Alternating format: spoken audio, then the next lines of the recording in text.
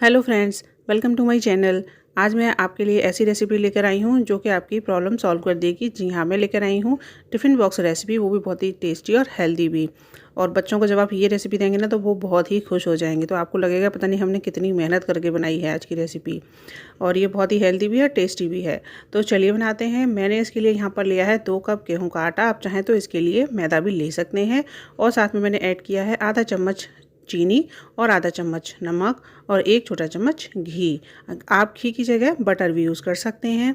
और अब इसे मैंने अच्छे से मिक्स कर लिया है आटे में। घी, नमक और चीनी को मिक्स करने के बाद मैंने यहाँ पर यूज़ किया है आधा कप के लगभग मिल्क, नॉर्मल टेम्परेचर पर।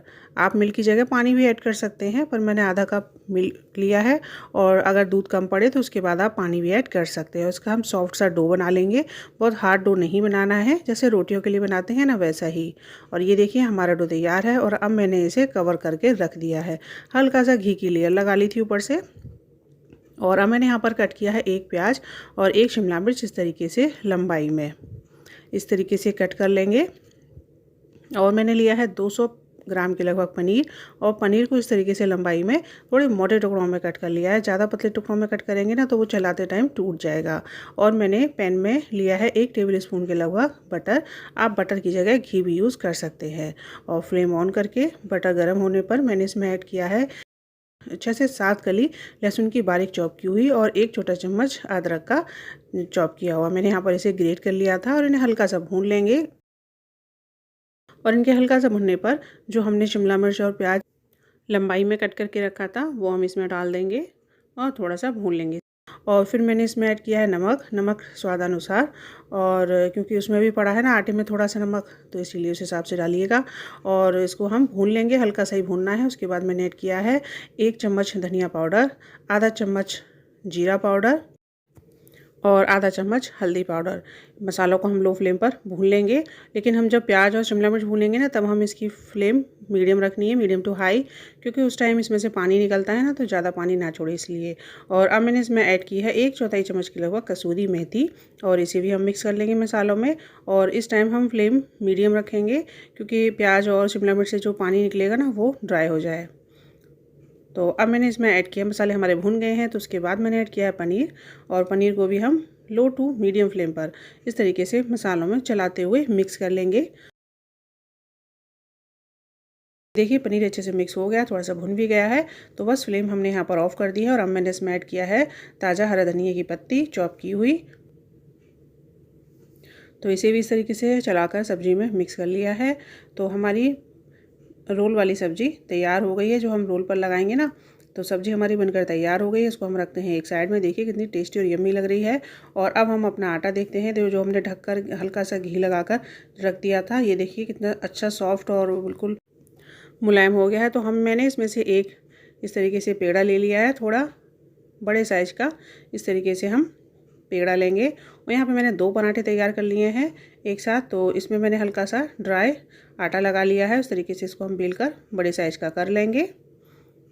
तो ये देखिए हमारा पराठा रोल का फुल साइज़ का हो गया है। और अब मैंने इसमें लगा दिया है घी। आप घी की जगह मेल्टेड बटर भी यूज़ कर सकते हैं। तो मैंने अच्छे से चारों तरफ घी को फैला दिया है। और उस पर फिर स्प्रिंकल किया है ड्राई आटा।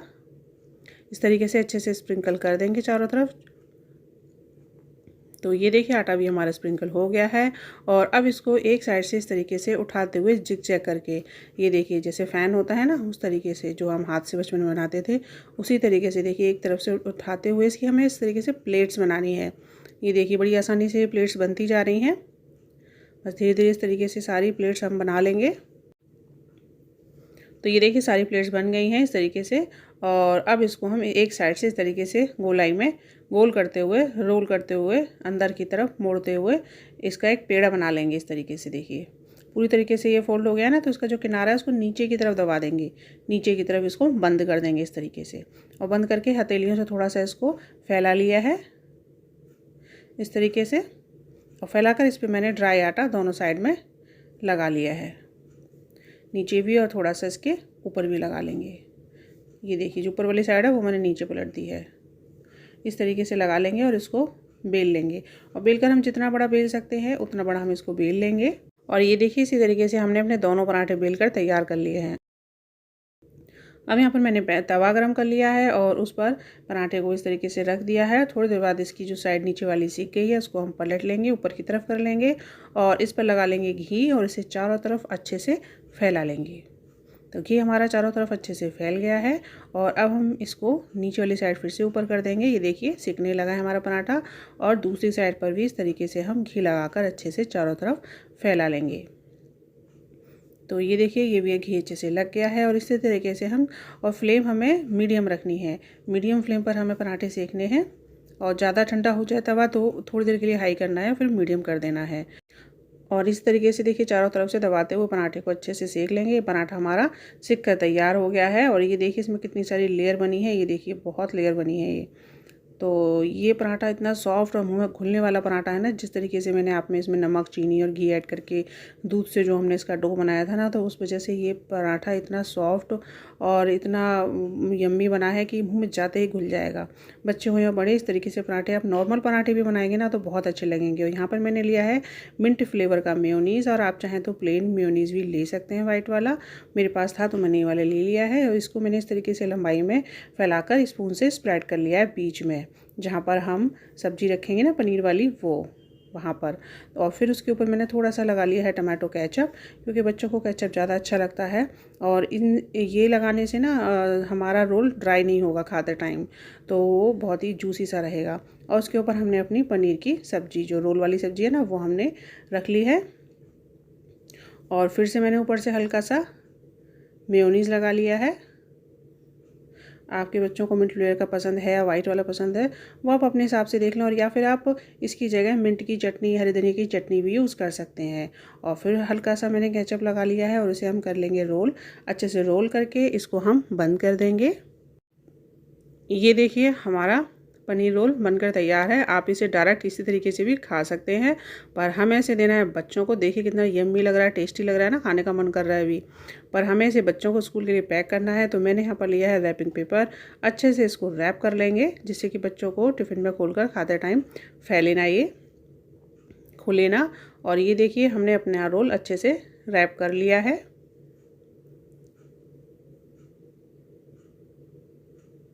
ये देखिए ये हमारा रोल अच्छे से रैप हो गया है। और इसी तरीके से मैंने यहाँ पर ये दूसरा रोल भी बना लिया है। और ये देखिए हमारा दूसरा रोल भी तैयार हो गया है और इसको भी मैंने रैपिंग पेपर में अच्छे से रैप कर लिया है। तो ये देखिए ये हमारा रैप पनीर रोल बनकर तैयार हो गया है। तो ये दोनों रोल हमारे बनकर तैयार हो गए हैं। अब आप चाहें तो इसे बच्चों को टिफ़िन में दें या अपने लिए ऑफिस में लेकर जाएं, और या फिर आप बाहर पिकनिक मनाने जा रहे हैं तो वहाँ भी पैक करके लेकर जा सकते हैं। तो आपको मेरी रेसिपी कैसी लगी आप मुझे कमेंट करके ज़रूर बताइए। अगर आपको मेरी वीडियो पसंद आई है तो इसे लाइक करें, शेयर करें और मेरे चैनल को सब्सक्राइब करना ना भूलें। मैं इसी तरीके से और भी यम्मी और टेस्टी रेसिपीज़ लेकर आती रहूँगी। Thanks for watching.